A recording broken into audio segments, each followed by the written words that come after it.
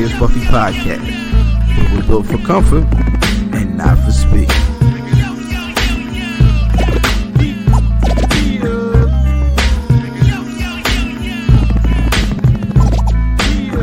Hashtag shooting the five.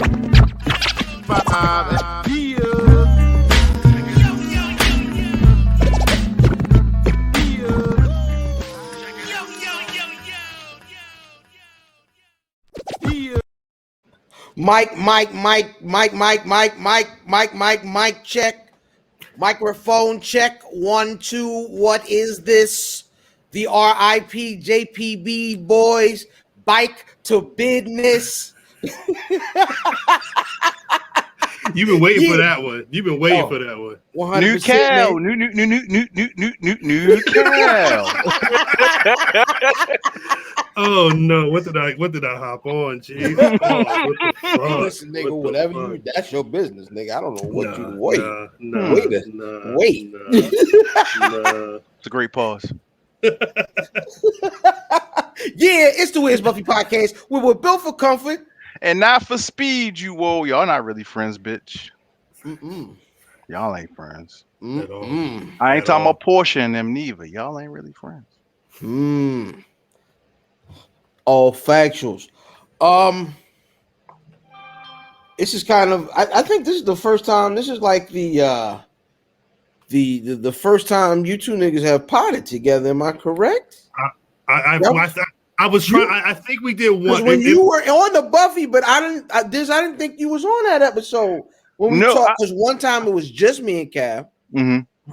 Right. I've been on the Buffy and I've been on Black Wrestling. And Cal was on there once. And I definitely been on Black Wrestling once. I was disparaging wrestling and you niggas was frying me up for not having fun.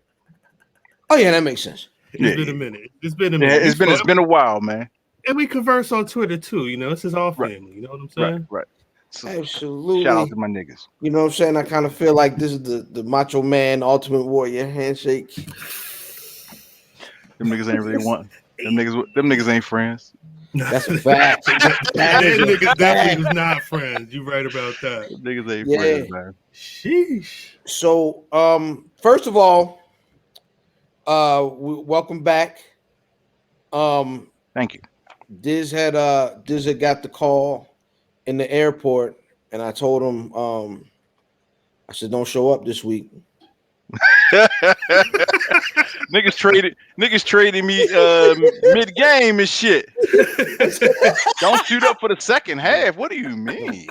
And then Brock Hall was like, well, if Diz ain't coming, nigga, I'm not coming either. You know what I mean? Is that what he said? You know what I mean? He said, well, look, you niggas, you know what I'm saying? I was like, yo, just don't call Jay in the morning. Me. I don't want no problem. What Jay you talking about? Z, nigga. Oh, all right.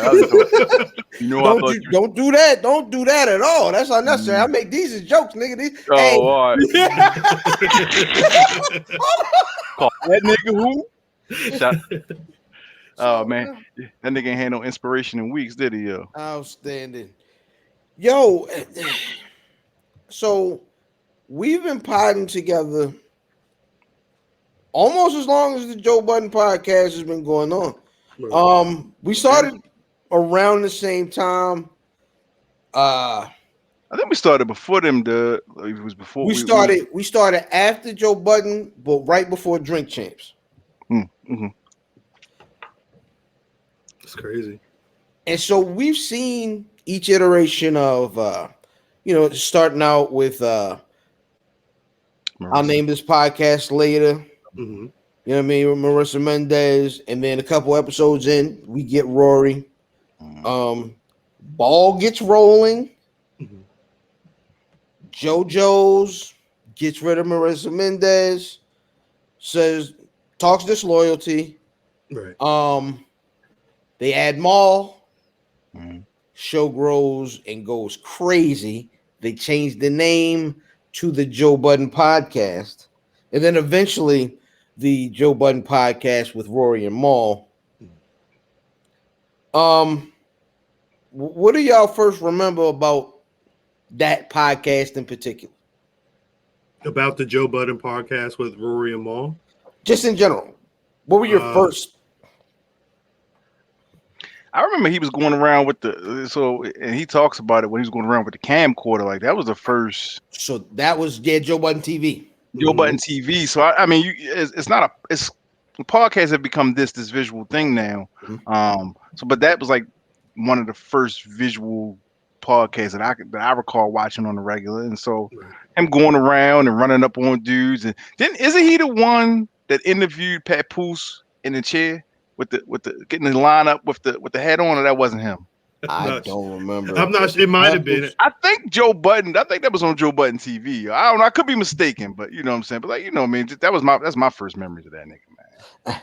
I mean, I do remember him being very early on a lot of internet. You know, he almost trying to be creative. He found, you know, he lucked into a couple of outlets that actually turned into, you know, shit. He was able to circle back and do it. But I remember the beginning. I remember, I don't know if it was Rosenberg or if I was just following Joe, but I remember the first episodes, and already, you know, because Rosenberg was trying to play a producer role. He's punching in from the studio, and he broke it down on the pod that dropped, you know, this week. But Rosenberg was gone fairly early. You know, it seemed like a lot of it sounded like a lot of it stemmed from Rosenberg talking. It seemed like there were some aspirations that he might have put into Joe's head, but then Joe kind of realized, shit, nigga, I could do this by myself, and you're not doing nothing for me anyway. So those are some of the first memories I have of the pod, and it's kind of been like a rotating, because again, we mentioned Marissa in passing, but that was a big deal. That was a huge deal. I remember her, you know, breaking down a couple of times, you know, in interviews or what have you, talking about the situation, and realizing that, like, damn, he called her a friend, like that was his homie. You know what I'm saying? But that's kind of, that's been the story. It's, you know, business and friends they don't mix. You know what I'm saying? At least with him, you know, I think he's such an asshole where, like, he's cool to be like, look, sit down and shut the fuck up and make sure you come back to the studio next week because we got to record the next episode. Like his brain is wired a bit different, I think, when it comes to that, and that is not conducive of good business. I think that's the thing, and it'll keep coming up multiple times talking about this, is mixing business and friendship, and that if I think I always tell niggas, man, life is a combination of pro wrestling and Fonte quotes, yo. They say that money change you, but money don't change you. It just make you more who you already are. When this nigga was super friends, you know, Maul lived with the nigga. Rory's my man, which is how he described it when he sat with Charlemagne, when Charlemagne predicted all of this. He said something different today. And I think it's true. I think that was your man's as he serves your purpose. Right. That's what it felt like. Like, this credibility. Maul gives me cool. Maul gives me whatever bigs and you know what I mean. He pieced the things up with Jay, so any sort of blackballing that was left over from the Pump It Up days can go away, so he can prosper in this era. And Roy was the guy who was willing to play point at times, and you know what I'm saying? He was the white boy. He was still in the industry, mixing it up. I think he was working at a label when he was first doing the show. Then, you know, Henny Palooza, which turned into what is it? Duce Palooza, and then it turned into Rapey Palooza. Anyway, he's still managing too, though. I think there's that R&B group, Emotional Oranges. I believe he is still their manager. I don't know what his situation is now. They're about to put an album out. Right. So we'll see. I think he put in position really a group of guys who ended up having really good chemistry. Mhm. And that's really what I saw. Like from the beginning, like you said, Rosenberg came through there, and Rosenberg was like, "Oh, we can probably get this guest and that guest," because I guess Pete was thinking, if I could tell him, Joe Budden wants to interview you, except for they didn't know that niggas didn't like Joe Budden. No.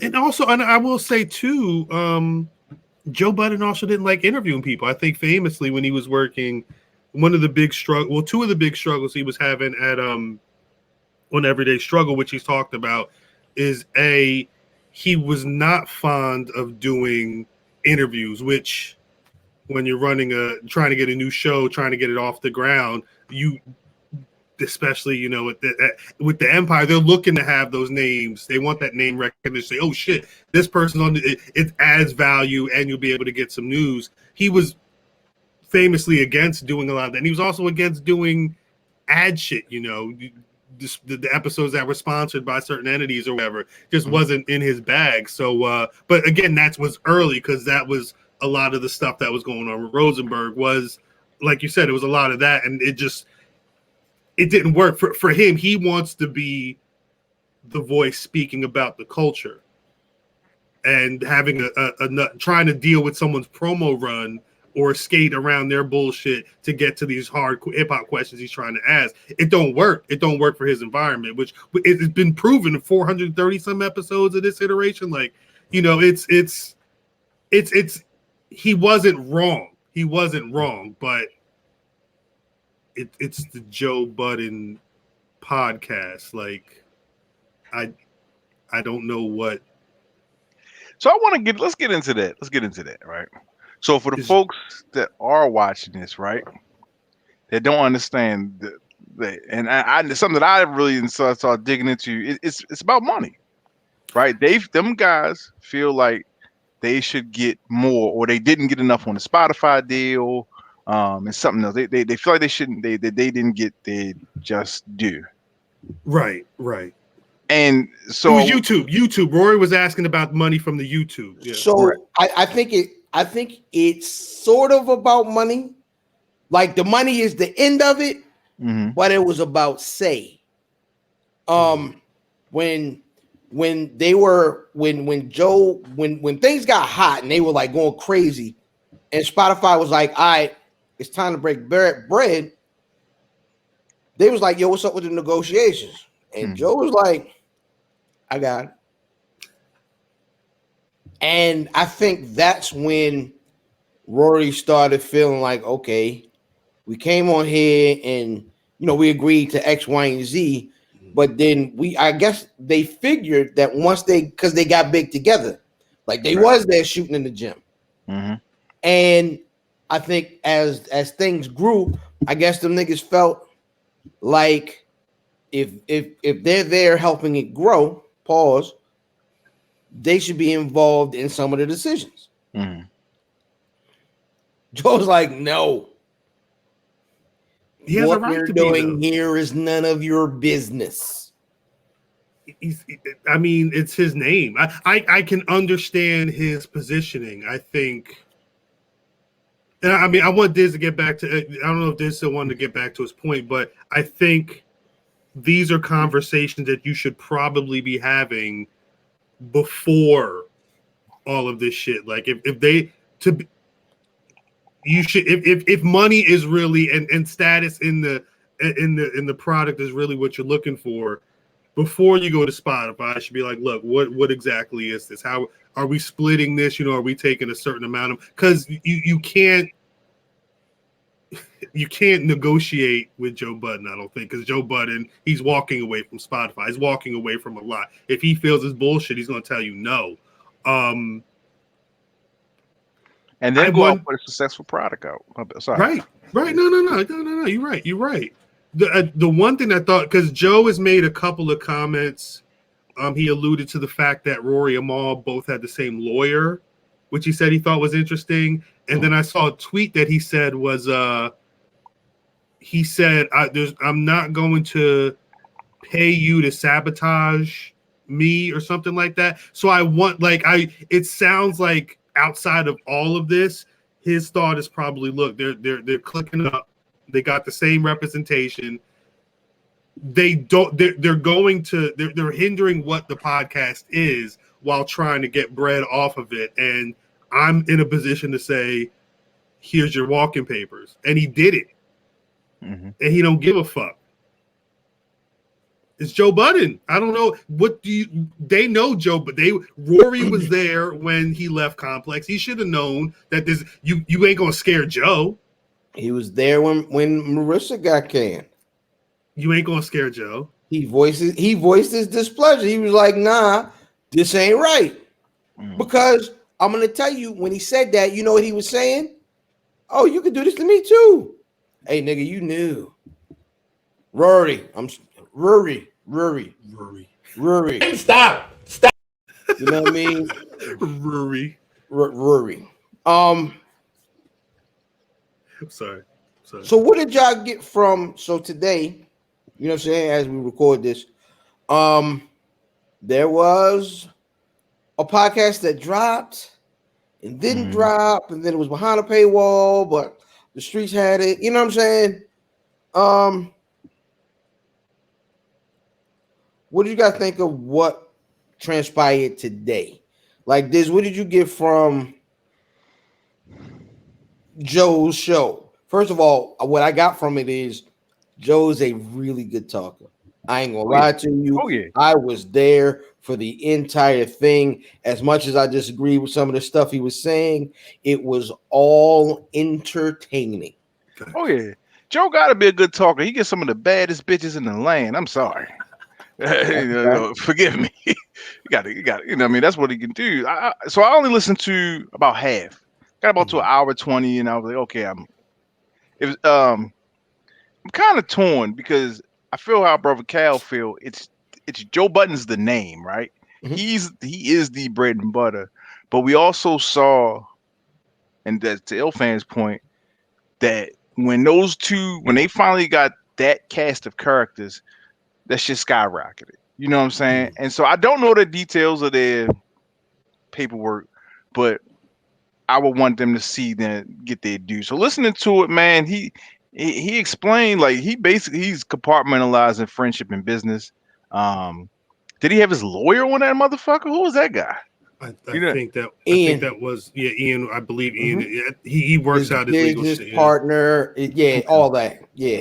So he had his lawyer on there, and Parks. Jesus Christ, Parks. What did Shaq say? Going on, get you a gay OnlyFans, nigga. Nigga say, that thing.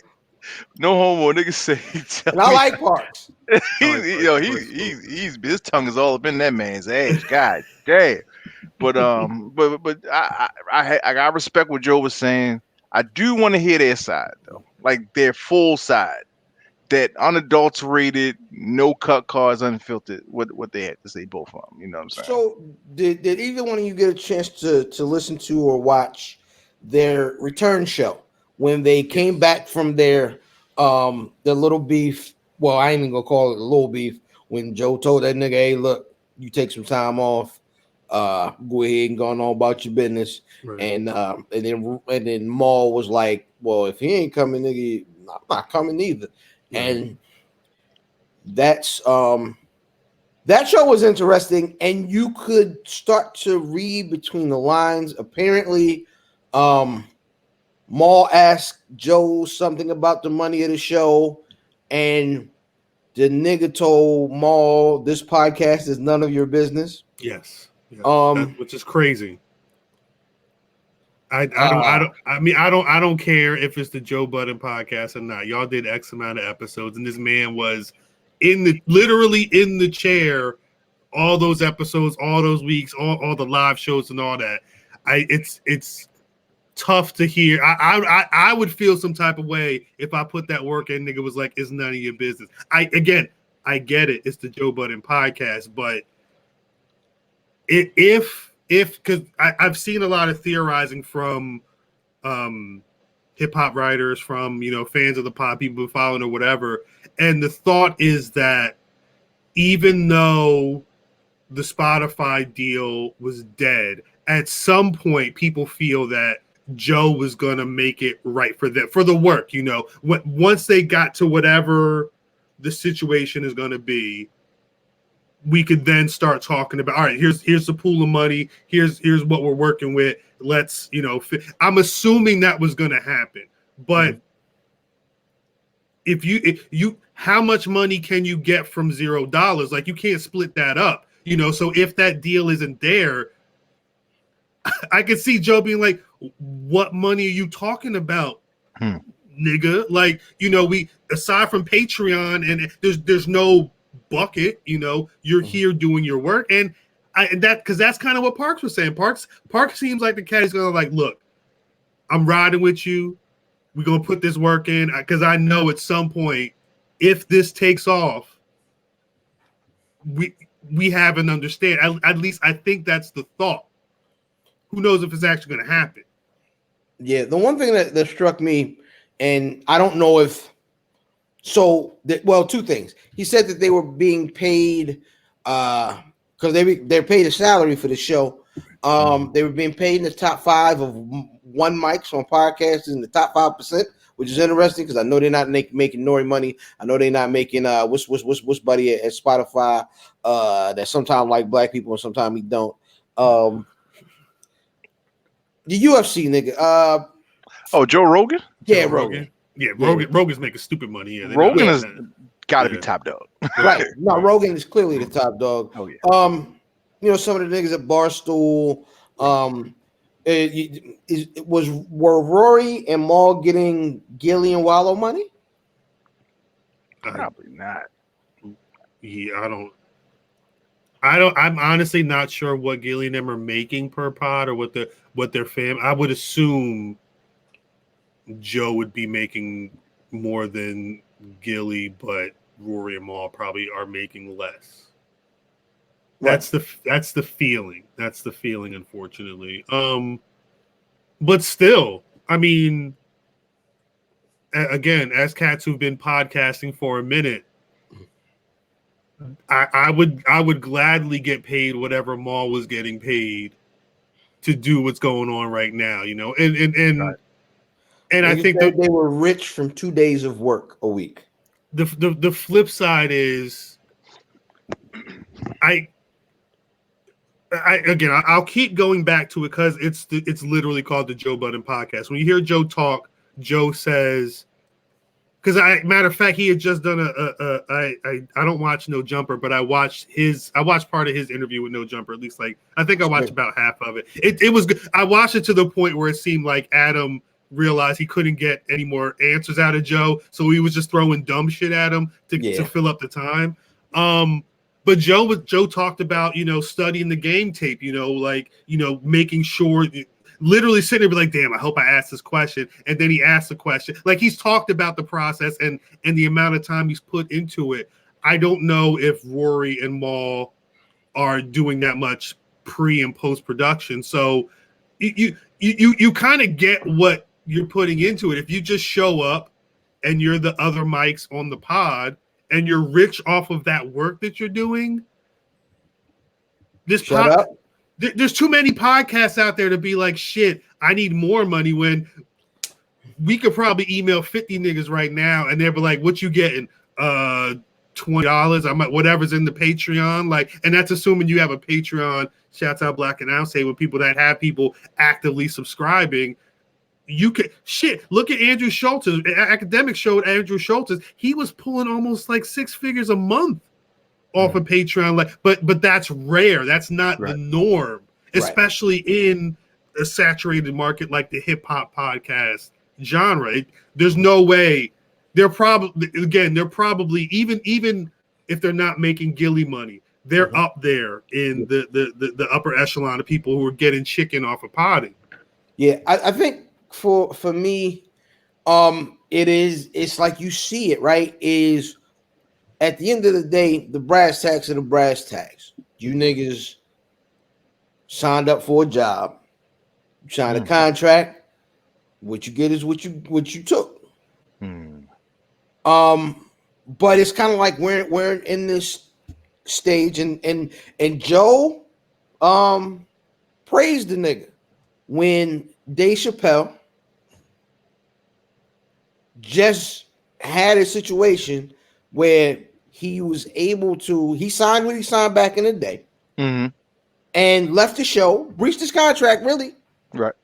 And was able to position himself to where they pretty much had to give it back. Right. And when you see self-empowered people who aren't normally able to beat the machine. My guy, are you comparing Dave Chappelle to Rory and Mal? What I'm talking about is if you're in a situation or in a business where stuff like that is happening, it's just like in the league where niggas see LeBron positioning himself to make any moves he makes. Now, the point guard from the Kings is like, well, nigga, I'm gonna dig my heels in too. And what happens is when the big dog in your genre, right? He positions himself in the yard where he can do what he wants. Even the little dogs was like, well, I'm gonna position myself in my little square. Right. So you look to the big dogs for your example. So I'm not saying Rory is Dave Chappelle at all. No, that's crazy. I was going to say, because it's that motivation is great, but you got to then back it up. I think the reason Dave Chappelle can do they, and even if you compare Dave and Joe, I think the thing is, obviously Dave's got an amazing rapport with Netflix. I mean, he hopped on the horn and said, hey, Netflix, this is bullshit, pull it. And they said, no problem, Dave. You want to record that special, we'll put it up on the Netflix where you're talking about it. And then months later, the shit gets rectified. It goes back and everybody's happy. Joe doesn't have that rapport with anybody. And he damn sure still keeps winning. He still keeps, he's entertaining.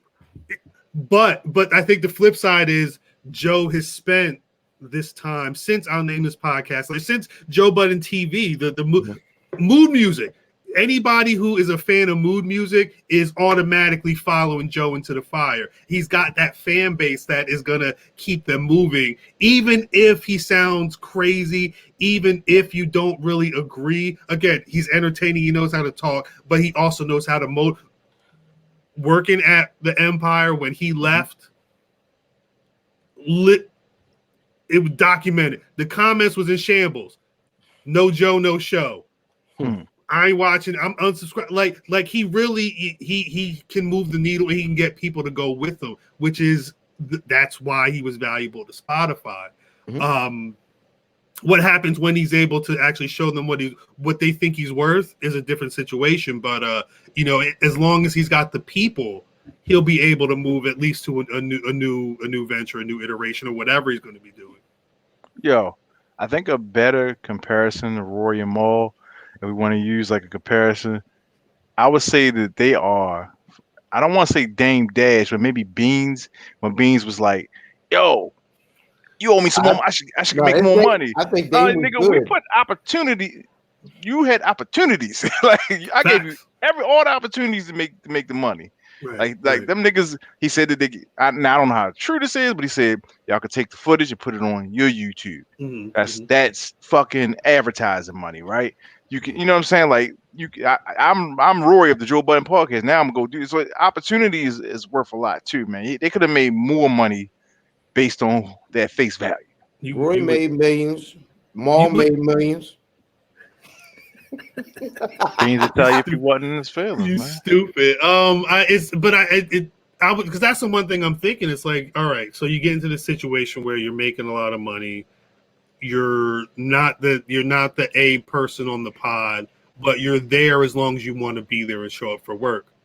Once they fulfill their contract, and as long as you're not in breach of the contract, I'm like you said, I'm surprised they didn't have their start your own YouTube, because you figure once you have that much IP and that much content. I don't want to toot the horn, but like the Black Wrestling Pod, and I probably could be doing more, but you record an episode in the StreamYard for 2 hours. And if you want, you can take this 15-minute bit this 15-minute bit and turn that into more content. What I saw them doing on Joe Budden's page is, all right, here's all the times Joe got pissed off about one thing. Here's all the times Mal had a crazy fucking take, Maul's hot takes or whatever. They could have cut that shit on their own and just started eating off of that.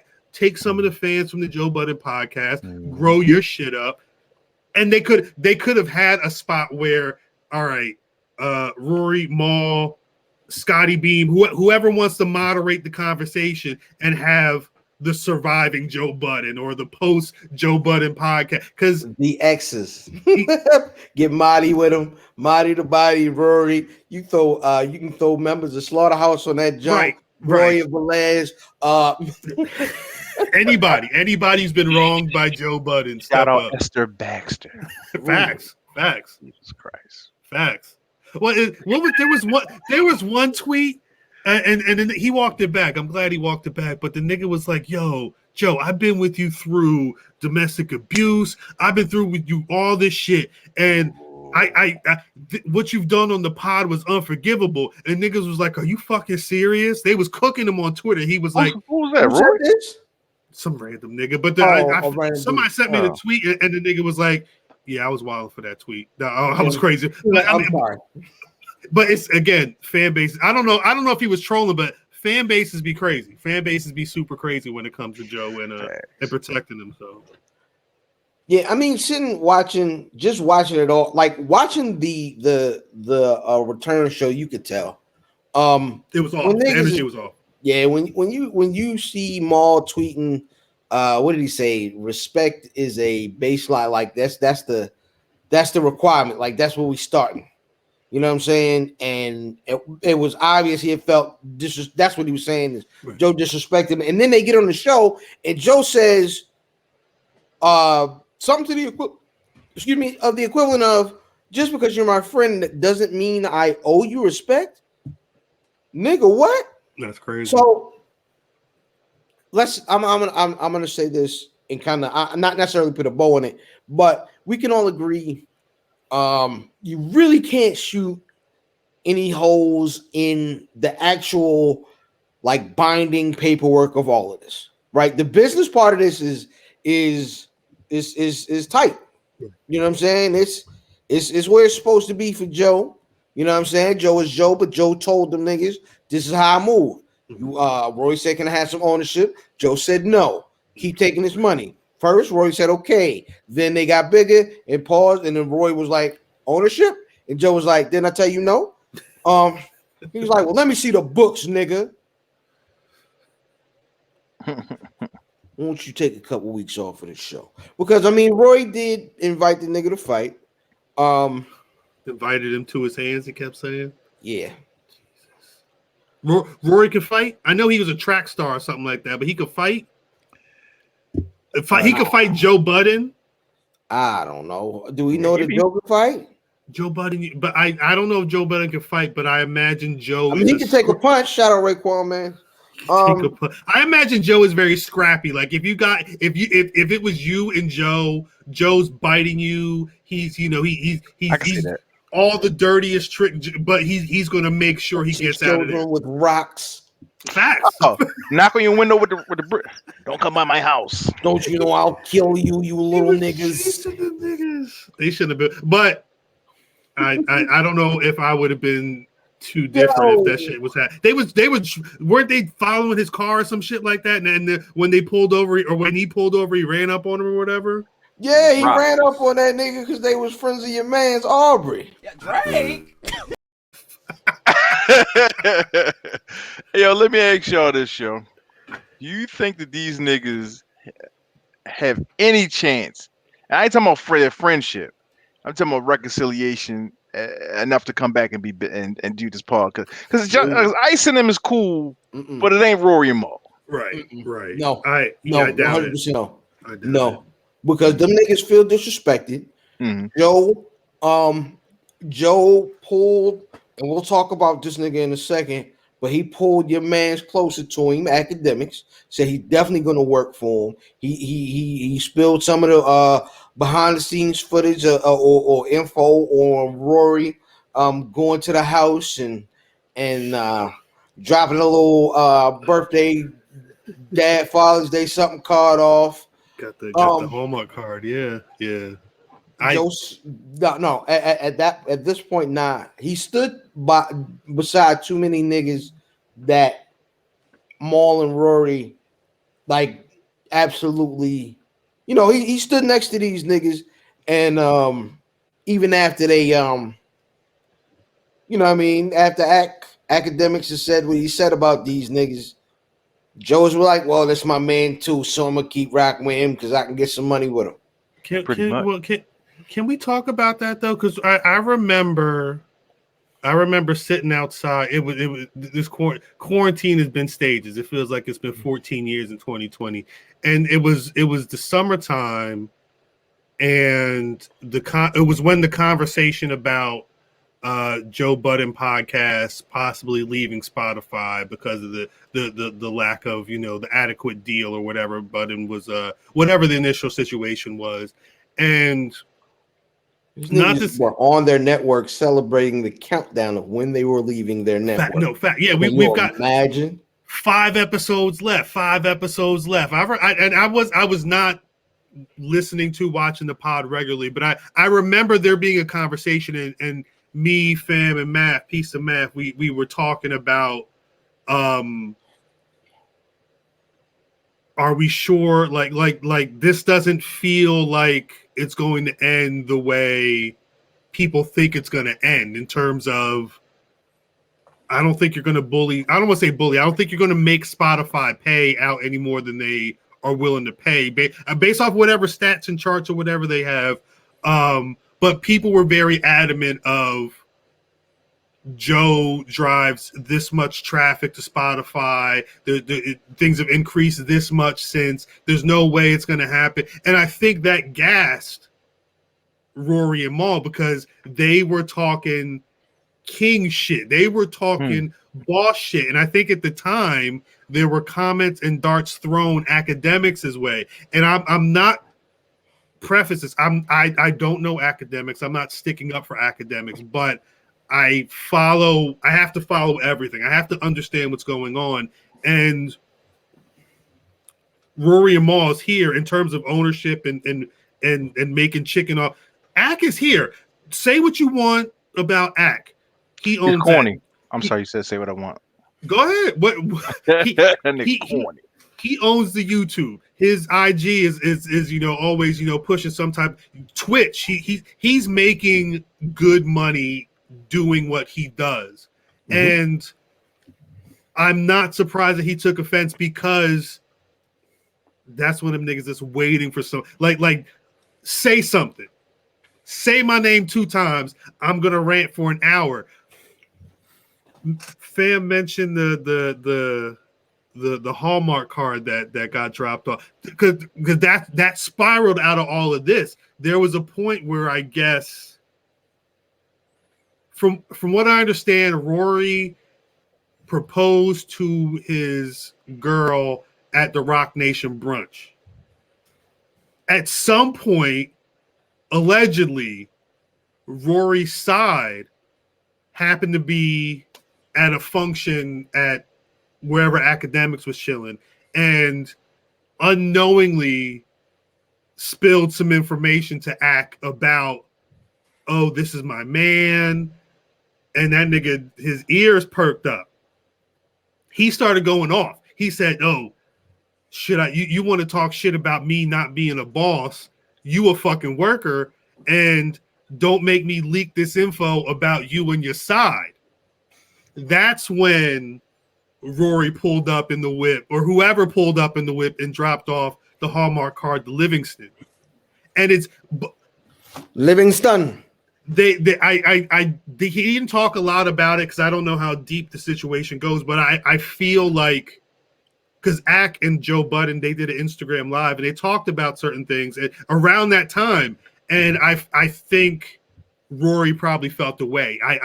He's never said it, but I in my heart, Joe said it today. He meant, but I don't know how much, because Rory doesn't talk about it. He's not really opened up. He's purposefully not mentioning Ack, probably because he don't want no more Ack smoke.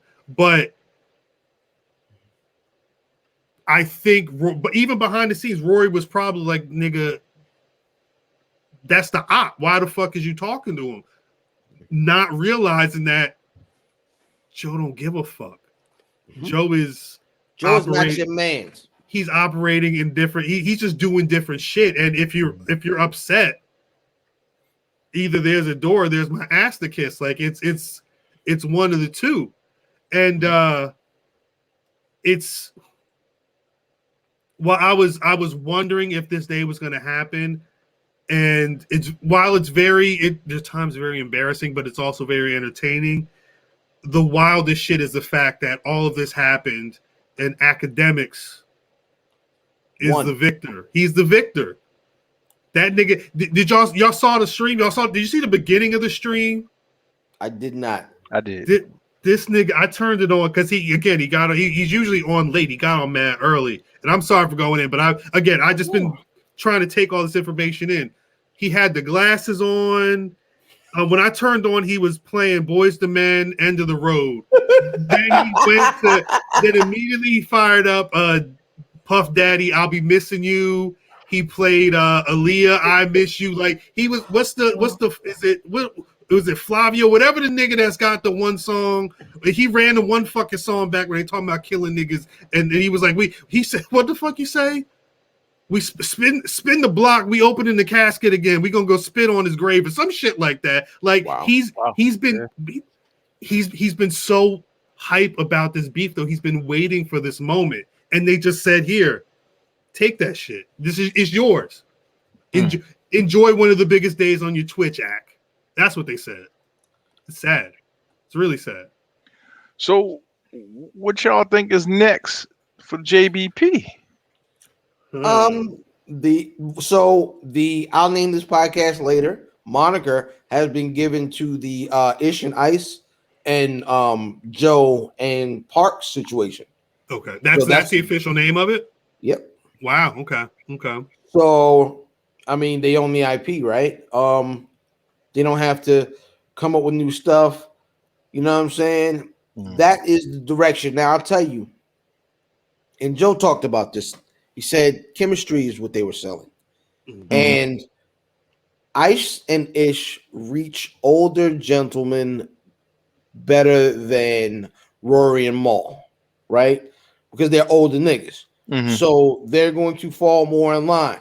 And if you look, I'm gonna tell you the one thing that Joe did during the hiatus where Rory and Mal were gone is he bought Kevin Samuels on the show. Yeah, he did. So what that did with them numbers, come on, man, through the roof. So now he's going. Even if in his logic, he can say now, "Oh, I never needed you niggas." Right. Look at my numbers while you was gone. Facts. And it wasn't hard for him to do. Literally, if Kevin Samuels was going to go on, he'd been doing everything. Mm-hmm. I get to talk shit to women. Shit, sign me up. What time I got to be there? I'm just joking, but he was there, you know. Mm-hmm. And I think he can do that all day if he really wanted to. Or again, he could sit there and say, "Oh, J. Cole album dropped. We're going to talk about it for 90 minutes." We heard him just do 70, 80 minutes on the situation with his two former, co-hosts. Like, mm-hmm. Joe won't stop. Nope. I don't. It was good. I don't know what Mal's day to day is. I know he's related to Biggs, and I know smoke reefer and eat fake chicken. It's like he called his big brother up. Hey Biggs, what was it like when you was in the car with Jay-Z? Right. Right. But I don't.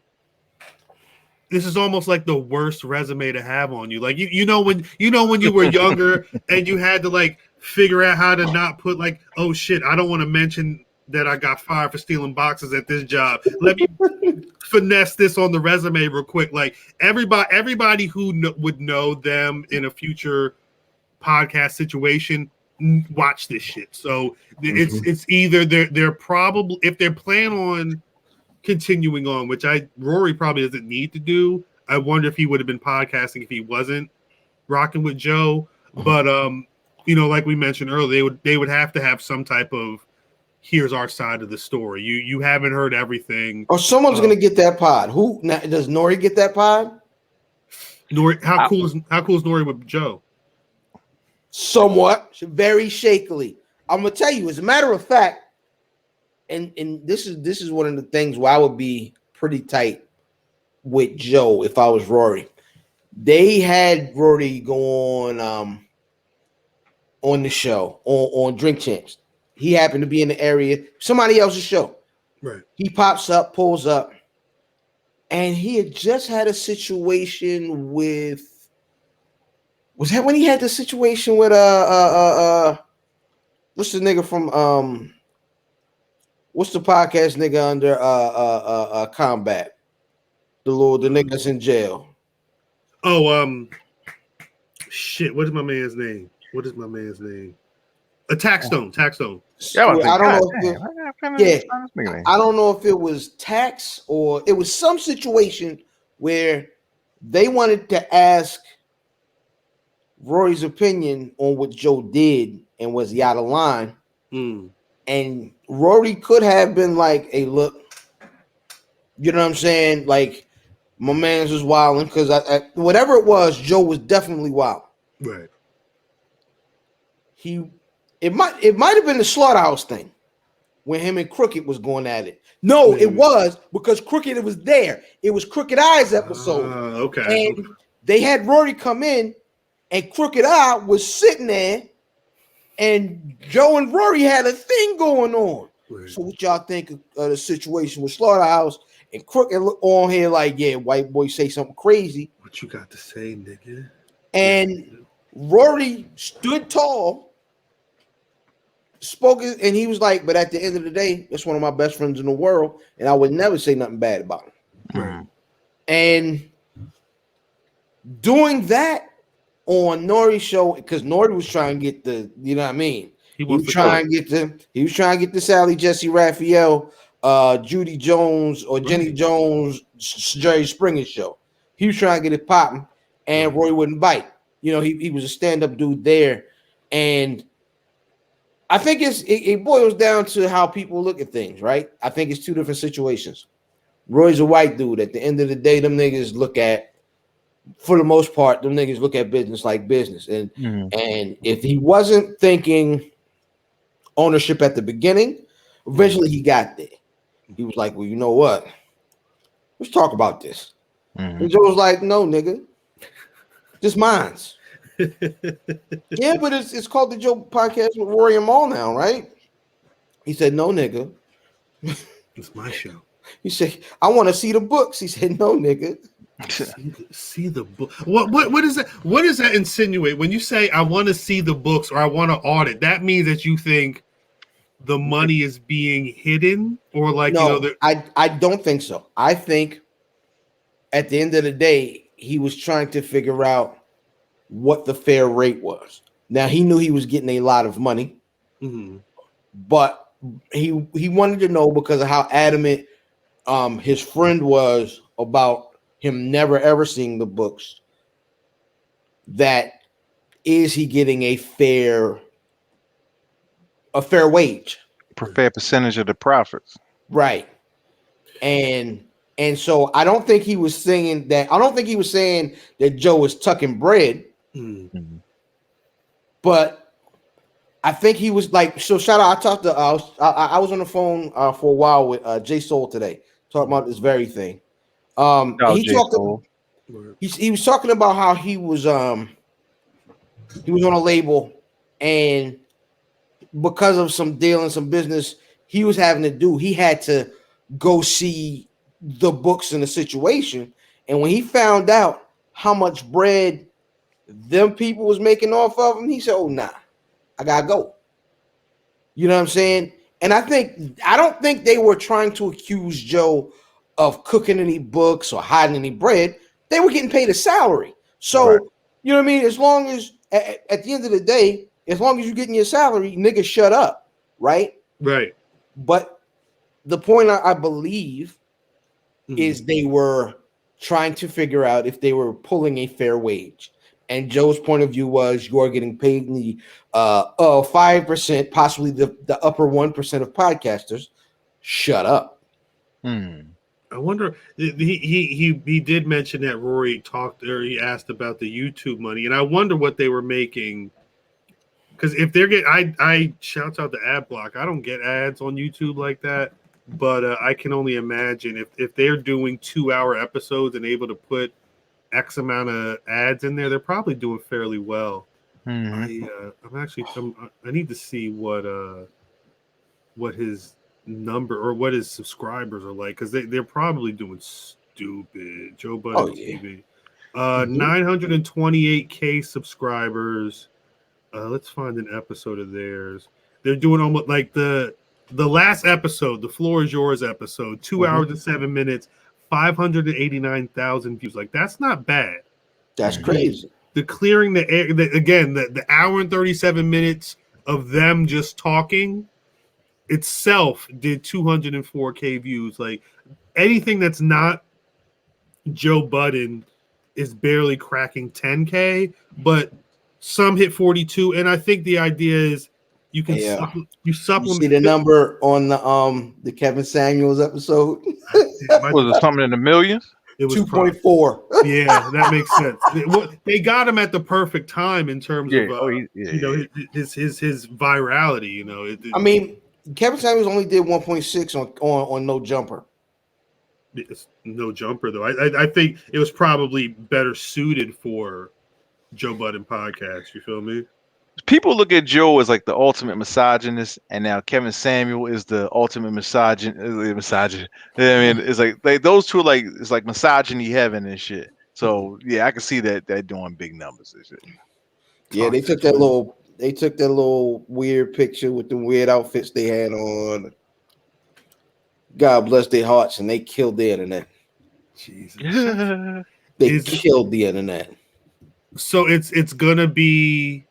I'll name this podcast later. I believe so. With Ice and Parks and I guess because I would assume that the money is the Joe Budden podcast. I wonder if he could right now he could tuck that and wait for the right chemistry again, the right conversation with the right people to bring out whatever season 2 or season 3 of that iteration 2.0 of the Joe Budden podcast would be. Go ahead. I feel like I would be remiss if I didn't mention the fact that during any hiatus, including Zoom episodes and when Rory and Mal did not show up to the show, Joe still paid everybody out of his pocket. You know what I'm saying? Himself. Mm-hmm. So that you gotta. So there are a lot of points in this argument where you just gotta be like, nigga, shut up. As far as Rory and Mal go, right? Yeah. I think they were disrespected, right? I think Joe talked to them niggas wild. I think Joe did them niggas foul. Did he do anything shady business wise? Absolutely not. Okay. And I will say, I mean, I think, and I meant to, was speaking of earlier. I think I don't want to say justified feels like the wrong word, but again, for someone who I believe Joe believes, he said it before. He's talked a lot about how this is his life's mission. He speaks really big when he talks about the work he puts into the podcast, let alone anything else. He eats, breathes, shits, all that. Like his life is the podcast. You take a different sort of ownership when you put that much time and effort into something, especially something that's successful, something you're going to do every week, and something that people are looking forward to. And I can understand him being like, y'all wasn't with me shooting at the gym. You wasn't here helping me build these fucking foundations and really, put these bricks up to make the shit that you're able to, get rich off a couple times a month from. You can't be shocked that the niggas then like, yo, shut up. This ain't yours. This is mine. Because It is. He's building it. You know, you have to respect that part, even if, because I agree with you. I don't think he handled this situation right. It's not. Remember, I hit the Black Wrestling Squad, not even because I feel like that's me, but I just want to be like, look, if I'm being a Joe Budden in this situation, please check me. I don't even, that's not in my character. I don't think I come off that way at all. But that one time I probably did, you know, was it justified? I don't know. But either way, it's a situation where I don't want to be perceived to be that guy. I could never be that guy, because if I win and we're doing something together, I want everybody to win. You know, it's a team effort. But if I can understand where Joe's coming from with these things, it's a sad situation either way, and it feels like it could have been avoided, but it'll be interesting to see what happens, you know, in the aftermath. Yeah, it's I mean, the party's over. The party's over. No, what Teddy say? It ain't over, nigga. Oh, The party's not over. you do get your answer record, right? You get your, you know, in the this record type of deal. You there's going to be an answer record. Are there going to be two different? Is there going to be the cannabis response and the Wyclef response, or is it just going to be them niggas? You know what I mean? Getting their Ebony and Ivory on and combating the Joe Empire. You asked the question, whose show's gonna be on? I don't think it's gonna be Nori. I think that if they go somewhere, it probably if they were envying them. I can see that. So Right. because Charlemagne predicted it, but I can see no jumper. No jumper. I don't probably. I wouldn't want to. I don't think Adam can do justice to the depth of the or where the conversation could go. Agreed. Who do you think would be good? That's the question. It's Charlemagne gang. I think you probably could get. Oh man, I think this is where we need this. We need a combat here. No, facts. That's what we need. Peace of combat every day, all day. But I think for Charlemagne is the right amount of honest about calling people on the bullshit, but also being able to see the entire landscape. And because they were, I think Andrew Schultz and Academics are low key kin now because of a shared disdain for Rory specifically, but just, you know, but seeing the situation unfold in general. I think if you put Rory and Maul on Charlemagne on Brilliant Idiots, have the real conversation, it probably could be the most entertaining and probably one of the more educational. I think once you start going to people who aren't as skilled at, you know, having that type of nuanced conversation, it's you're going to get a lot of talking in circles, you know. Right. I don't want to see him $1 million. I don't want to see him on Nori. And I certainly don't want to see them over there with Eber on them. See, I think a great deal of these people are charged negatively against either Rory or Joe. Yeah. For the most part, Joe though, like Joe's made a lot of success and then crushed that success, like Hulk. Like Hulk smashed everything in his weight. This nigga was on IG Live playing Slaughterhouse records that'll never come out because of Joe. The nigga did the thing with the High Nights Every Morning show, burned most of the bridges there, even was invited back for an interview. And then when Pete and them asked about Marty, then he ended up walking out on that interview. What a spectacle. What a crazy. If y'all find that on YouTube, that's an interesting one. That's a really interesting one to look at. Joe walking out of Tax Tone. I forgot about that one, but yes. Yeah. Joe's left a lot. I mean, of course, Slaughterhouse. I mean, after Crook and Royce specifically held that nigga down when it came to that Wu-Tang thing. Right.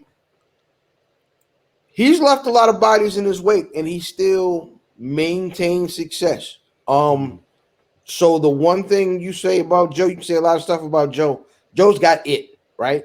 Joe is a star. Joe is a draw. He figured out he was a bigger star than he was a rapper.